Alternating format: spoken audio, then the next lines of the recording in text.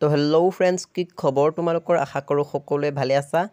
তো বহুতো ছাত্ৰ ছাত্ৰীয়ে প্ৰশ্ন কৰি আছে যে এইচএছ পৰীক্ষাৰ ৰিজাল্ট কেতিয়া দিব, তাক লৈ বহুতো ছাত্ৰ ছাত্ৰী এতিয়া চিন্তিত হৈ পৰিছে। যিহেতু আজি হৈছে 30 এপ্ৰিল আৰু এতিয়ালৈকে যিহেতু এইচএছ পৰীক্ষাৰ ৰিজাল্ট ঘোষণা কৰা নাই, সেয়েহে বহুতো ছাত্ৰ ছাত্ৰীয়ে চিন্তিত হৈ পৰিছে আৰু মোক বহুতে প্ৰশ্ন সুধি আছে যে এইচএছ পৰীক্ষাৰ ৰিজাল্ট কেতিয়া দিব। গতিকে আজি এই ভিডিঅ'টোৰ মাধ্যমেৰে তোমালোকে জানিব পাৰিবা যে এইচএছ পৰীক্ষাৰ ৰিজাল্ট অৱশেষত কেতিয়া দিব। গতিকে ভিডিঅ'টো স্কিপ নকৰাকৈ আৰম্ভণিৰ পৰা শেষলৈকে চাই যোৱা।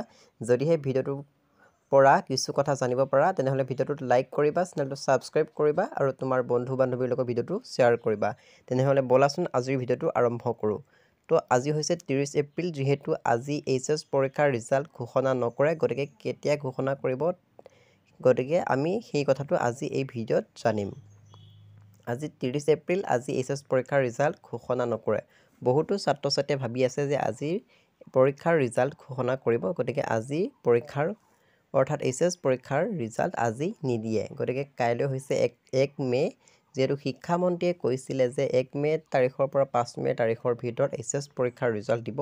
গতিকে আমি জানো যে 5 মে' তাৰিখে ছানডে আছে, অৰ্থাৎ দেওবাৰ, গতিকে সেইদিনাখন এইচএছ পৰীক্ষাৰ ৰিজাল্ট নিদিয়ে। গতিকে আমি জানিব পাৰোঁ যে 3 তাৰিখ বা 4 তাৰিখ, গতিকে মে' মাহৰ 3 বা 4 তাৰিখৰ ভিতৰত আমি এইচএছ পৰীক্ষাৰ ৰিজাল্ট পাম। যিহেতু 5 তাৰিখে দেওবাৰ হ'ব, 5 মে' তাৰিখে দেওবাৰ, গতিকে দেওবাৰে ৰিজাল্ট নিদিয়ে, অফিচবোৰ বন্ধ থাকিব। গতিকে আমি বহুতো তথ্যৰ পৰা জানিব পাৰোঁ যে মে' মাহৰ 3 তাৰিখ বা 4 তাৰিখে আমাৰ এইচএছ পৰীক্ষাৰ ৰিজাল্ট দিব। গতিকে ছাত্ৰ ছাত্ৰীসকলে ভয় খাবলগীয়া কোনো কথা নাই, সকলো ছাত্ৰ ছাত্ৰীয়ে পাছ কৰিব। গতিকে সেইটো কথাই ক'বলৈ মই আজিৰ ভিডিঅ'টো প্ৰস্তুত কৰিলোঁ।